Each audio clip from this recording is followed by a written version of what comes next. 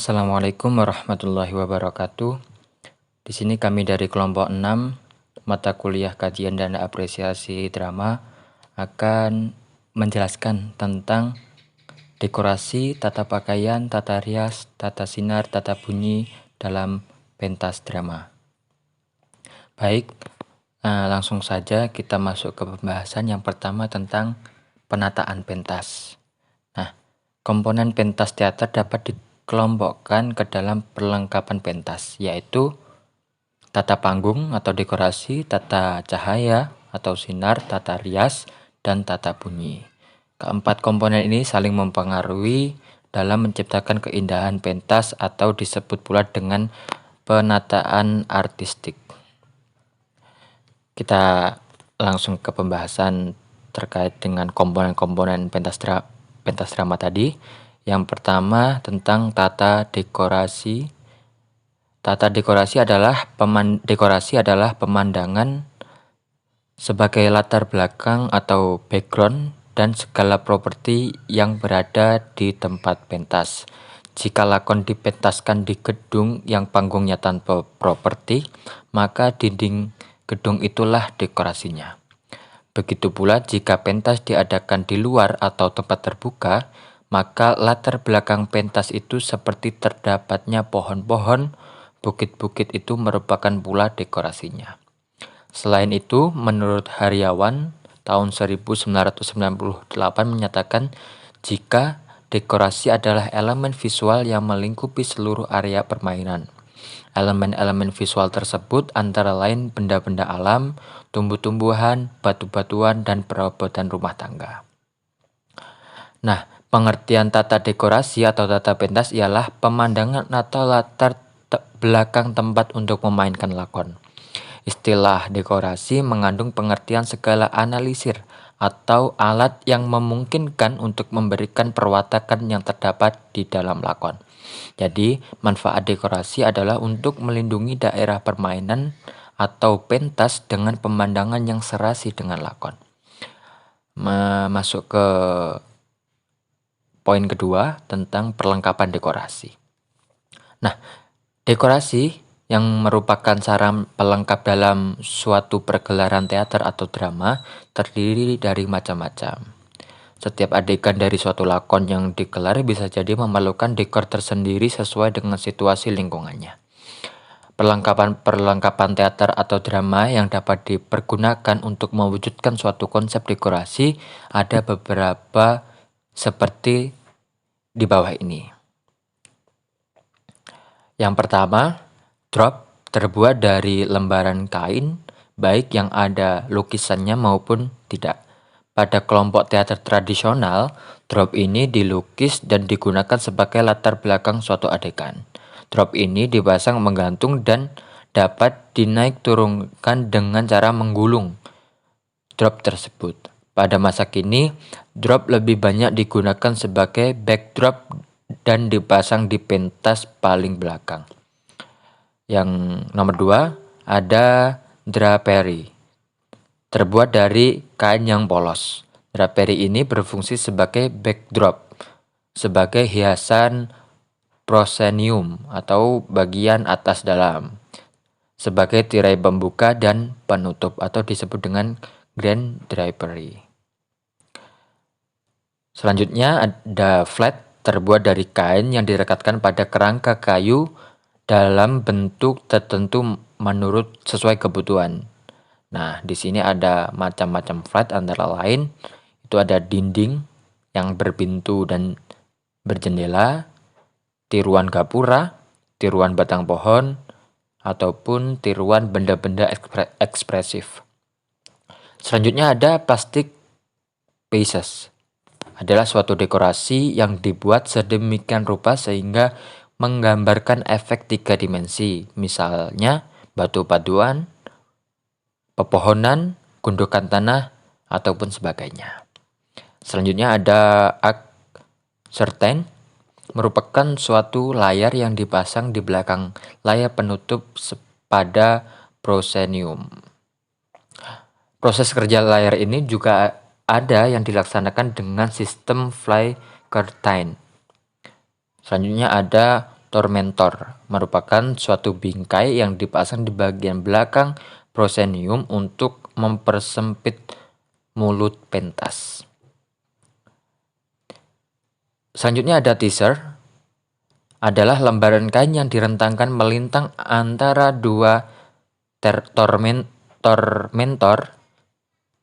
bagian atas. Teaser ini semotif dengan tormentornya dan dapat dinaik turunkan menurut kebutuhan. Selanjutnya ada wing, termasuk jenis flat yang dipasang berjajar ke belakang dan di kiri kanan area pentas dengan jarak tertentu sebagai sarana pembentuk ruang. Kemudian ada border, merupakan lembaran kain yang direntangkan melintang antar dua wing bagian atas. Border ini semotif dengan wing dan fungsinya sebagai pembentuk ruang. Yang terakhir ada cyclorama, berbentuk kanvas yang agak melengkung dan dipasang atau digantung di bagian belakang area pentas atau backdrop untuk menggambarkan latar belakang baik dengan sorotan sinar berwarna atau dengan proyektor film.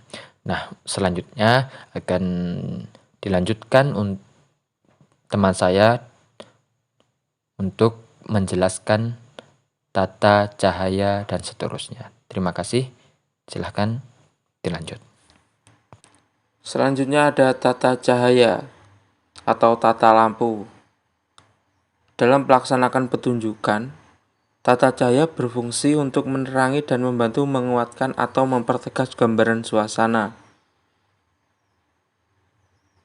Ada dua macam tata cahaya. Yang pertama ada lighting sebagai penerangan, yaitu berfungsi lighting yang hanya sebatas menerangi panggung beserta unsur-unsurnya serta pementasan dapat terlihat.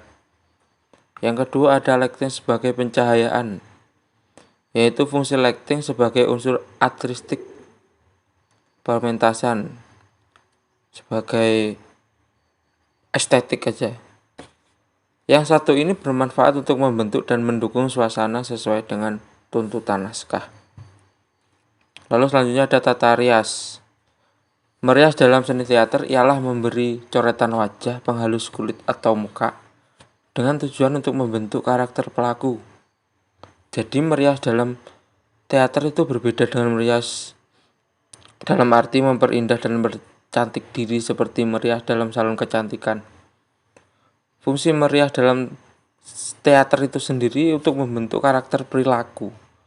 Contoh misalnya ada rias seorang laki-laki yang menjadi wanita dalam seni ludruk itu biasanya. Terus kebalikannya ada orang atau tokoh laki-laki yang diperankan oleh perempuan.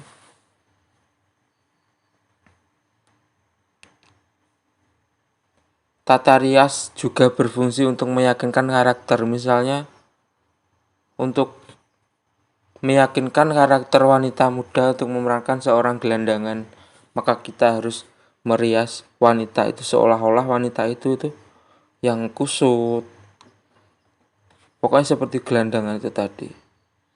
Istilah meyakinkan ini berarti mempertegas karakter dalam coretan wajah yang harmoni dengan kostum pelaku itu tadi.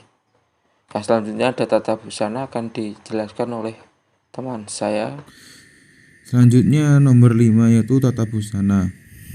Tata busana bisa diartikan juga dalam teater kostum atau perlengkapan sandang bagi pemain di atas panggung. Bentuk dari busana ini beraneka ragam. Fungsinya pun juga beraneka ragam, macam-macam.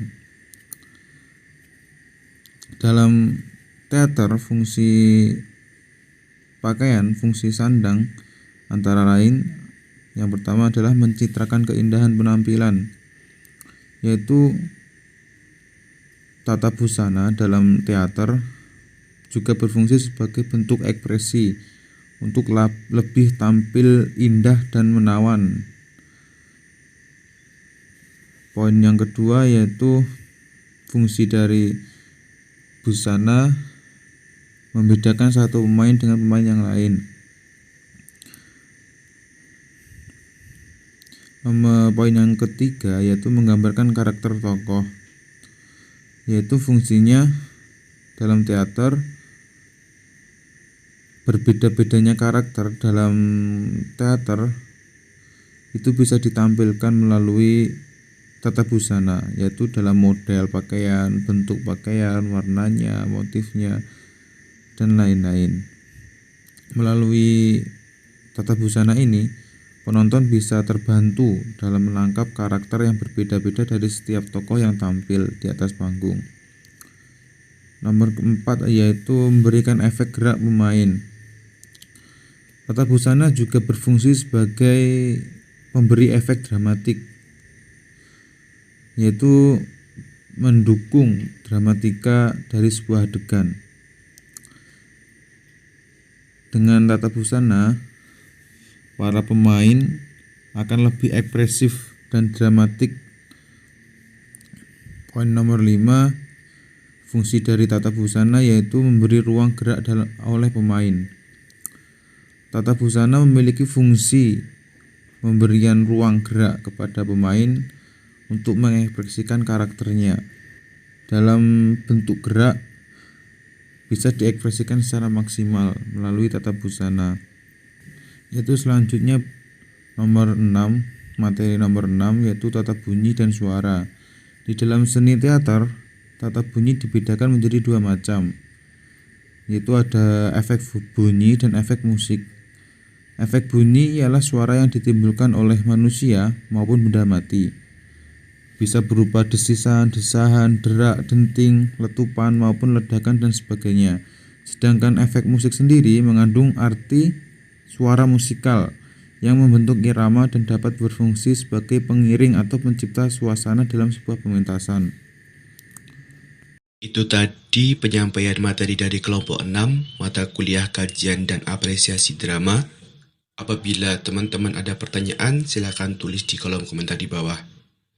Sekian presentasi dari kelompok kami. Bila ada kesalahan, kami mohon maaf yang sebesar-besarnya. Wabillahi taufiq wal hidayah. Wassalamualaikum warahmatullahi wabarakatuh.